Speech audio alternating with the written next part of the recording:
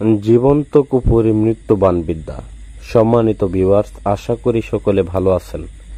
আজকে আমি আপনাদের সামনে উপস্থাপন করব কিভাবে আপনি আপনার শত্রুকে জীবন্ত কুপুরি নকশা দিয়ে, মানে এই উক্ত নকশাটিকে দিয়ে, যে নকশাটা আপনারা দেখতে পাচ্ছেন, একেবারে শেষ করে ফেলবেন। তো তারই একটা উপায় আমি আপনাদেরকে বলে দিতেছি। তো অবশ্যই আপনারা ভিডিওটা মনোযোগ সহকারে দেখতে থাকেন। তো তার পূর্বে শত্রুর নামটা আপনি সঠিকভাবে জানেন কিনা সেটা নিশ্চিত হন। তার পিতার নাম মাতার নাম সঠিকভাবে জানেন কিনা সেটা নিশ্চিত হন, কারণ এগুলা খুবই জরুরি। তো আজকে যে বিদ্যাটা দিচ্ছি, এই বিদ্যাটা আমি গত 2 দিন আগে কাজটা করেছি। তো 3 দিনের মধ্যে আমি ফলাফলটা পাইছি, মানে গতকালকে ফলাফলটা আসছে। তো উনি যখন এটা আমাকে জানাইলো, তো আমি সিদ্ধান্ত নিলাম যে এই বিদ্যাটা আমি আপনাদেরকে দিব। তো ভিউয়ার্স, এজন্যই আজকে আমি কাজ শেষে আমি এই বিদ্যাটা আপনাদেরকে ভিডিও করে দিতেছি।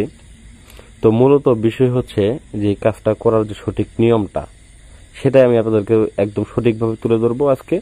তবে আপনারা আপনাদের পায়ে হাত থেকে অনুরোধ, কেউ কোনো সাধারণ মানুষকে অযথা কেউ ক্ষতি করবেন না, কারণ অনেকে কিন্তু দেখা গেছে যে মস্কারি করে, মজা, কারণ এই বিদ্যা নিয়ে মজা করবেন না, কারণ এগুলো কুফুরি জিনিস, এগুলা মজা করার জিনিস না। কারণ মজা করতে গিয়ে দেখবেন যে আপনার নিজের বিপদ নিজেই ডেকে আনবেন। তো সেটা আমি আগে সাবধান করে দিলাম। তো প্রথমত আপনাকে একটা ব্যাঙ সংগ্রহ করতে হবে অথবা মাটির পুতুল বানাতে হবে।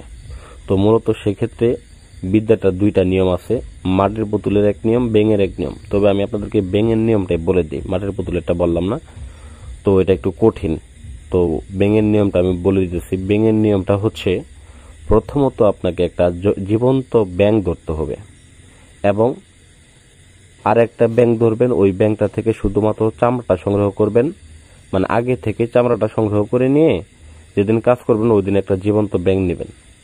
যে চামড়াটা আপনি আগে সংগ্রহ করেছিলেন, ওই চামড়ার উপর আপনারা এই যে নকশাটা অঙ্কন করবেন।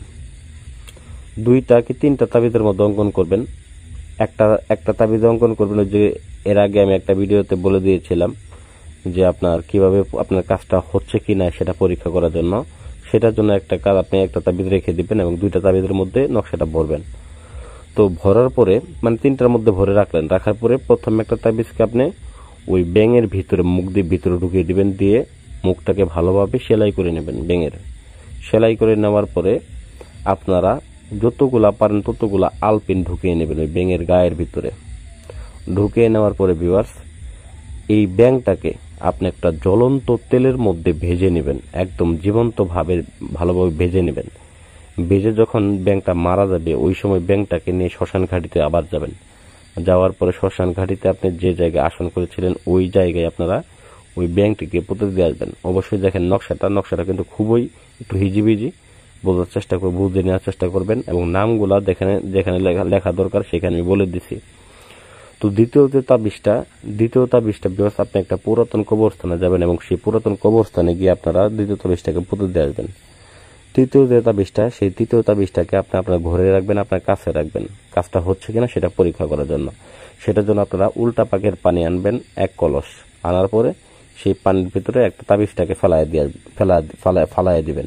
ফালায় দেওয়ার পরে ভিউয়ার্স, পরিশেষে দেখবেন 3 দিনের ভিতরে যখন আপনার কাজটা হয়ে যাবে, ওই সময় আপনি পানিটার দিকে তাকালে বুঝতে পারবেন যে না, আপনার কাজটা হয়ে গেছে। শত্রু থেকে সৌদি আরব, আপনি এখান থেকে বুঝতে পারতেছেন না। পরবর্তীতে মনে করেন যে কিভাবে বুঝবেন, সেক্ষেত্রে আপনি পানিটা দেখে বুঝতে পারবেন। পানিটা যখন কালো হয়ে যাবে বুঝতে পারবেন আপনার কাজটা হয়ে গেছে। পানিটা যখন সাদা থাকবে বুঝতে পারবেন আপনার কাজটা হয়নি, কোথাও ভুল হয়েছে।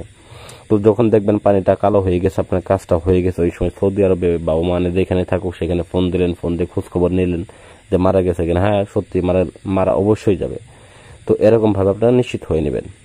তো আমি প্রথমে বলি, অবশ্যই এই কাজটা করার ক্ষেত্রে আসন করে মনোযোগ সহকারে নকশাটাকে অঙ্কন করবেন ওই ব্যাঙের চামড়ার উপরে এবং 3টা নকশা অঙ্কন করবেন এবং 3টা তাবিজের মধ্যে ভরে নেবেন খুব ভালোভাবে। যত্ন সহকারে ধীরে স্থিরে করবেন, তাড়াহুড়া করবেন না, কারণ এগুলো কাজ তাড়াহুড়া করলে পরে হবে না। দেখা গেছে অনেক সময় অনেকে টাকা পয়সা খরচ করে কিন্তু আসলে সঠিকভাবে কাজ পায় না। তো তাদেরকে তারা তাড়াহুড়া করে, ধৈর্য নাই, কাজের প্রতি বিশ্বাস নাই। প্রত্যেকটা কাজের প্রতি বিশ্বাস রাখতে হবে, ধৈর্য রাখতে হবে, তাহলে আপনারা কাজে সফলতা অর্জন করতে পারবেন। এছাড়া সারা বছর এরকম ভাবে লক্ষ লক্ষ কোটি কোটি টাকা যদি খরচ করেন, কাজ করতে পারবেন না। তো যাই হোক ভিউয়ার্স, আশা করি ভিডিওটা ভালো লাগবে অবশ্যই লাইক করবেন, কমেন্ট করবেন এবং আমার চ্যানেলটাকে সাবস্ক্রাইব করতে ভুলে যাবেন না। ভালো থাকবেন। আসসালামু আলাইকুম ওয়া রাহমাতুল্লাহি ওয়া বারাকাতুহু।